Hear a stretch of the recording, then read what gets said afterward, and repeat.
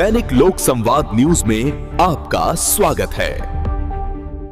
जिम्मेदारी से गायब हुआ सरकारी बोर्ड, फाइलों में गुम 1.25 करोड़ का पुल, साल भर बाद भी पलघड़ी चैनपुर मार्ग पर जनता त्रस्त।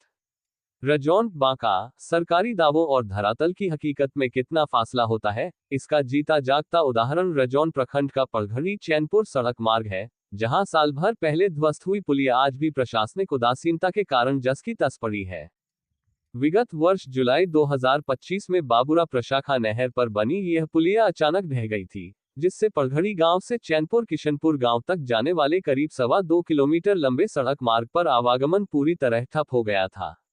इस घटना को 1 साल से अधिक का समय बीत चुका है, लेकिन आज तक नए पुल का निर्माण कार्य शुरू नहीं हो सका है, जिसके कारण चैनपुर, किशनपुर और महादेवपुर सहित धोरैया प्रखंड के दर्जनों गांवों के ग्रामीणों को आज भी भारी दिक्कतों का सामना करना पड़ रहा है। इस महत्वपूर्ण मार्ग के बंद होने से लोगों को अपने प्रखंड मुख्यालय पहुंचने के लिए धोरैया पुंसिया सड़क मार्ग पर स्थित महादेवा पारोहाट कुशमी मोड़ होकर करीब 10 किलोमीटर की अतिरिक्त दूरी तय करनी पड़ रही है, जिससे उनके समय और पैसे दोनों की भारी बर्बादी हो रही है।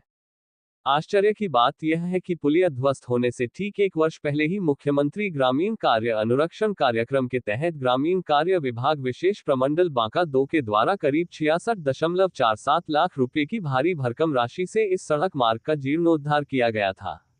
इस कार्य से संबंधित जो सरकारी सूचना पट कार्यस्थल पर लगा हुआ था, उसमें स्पष्ट तौर पर 5 वर्षीय अनुरक्षण मद के तहत ड्रेनेज तथा पुल पुलिया का अनुरक्षण जब आवश्यकता हो करने का प्रावधान अंकित था।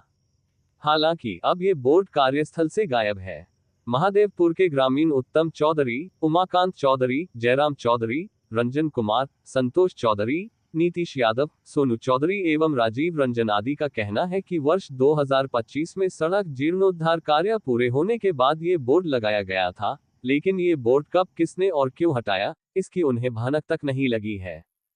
ग्रामीणों का स्पष्ट मानना है कि विभाग की नाकामी और भ्रष्टाचार को छिपाने के उद्देश्य से ही सबूत के तौर पर लगे इस बोर्ड को रहस्यमय तरीके से हटा दिया गया है। इस प्रशासनिक ढुलमुल रवैये और लीपापोती के बीच ग्रामीण अब खुद को ठगा सा महसूस कर रहे हैं।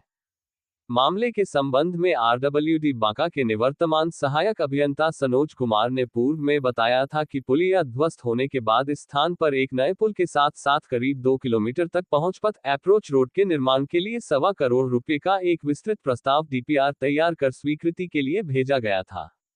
हालांकि इसके बाद विभाग द्वारा उनका तबादला गया जिले के शेरघाटी में कर दिया गया।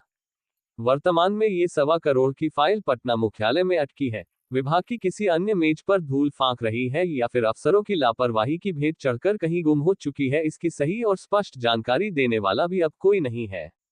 अधिकारी बदल गए पर ग्रामीणों की तकदीर नहीं बदली और जनता आज भी इस टूटी पुलिया और गायब हो चुके बोर्ड के मुहाने पर खड़े होकर सरकार और प्रशासन से जवाब मांग रही है।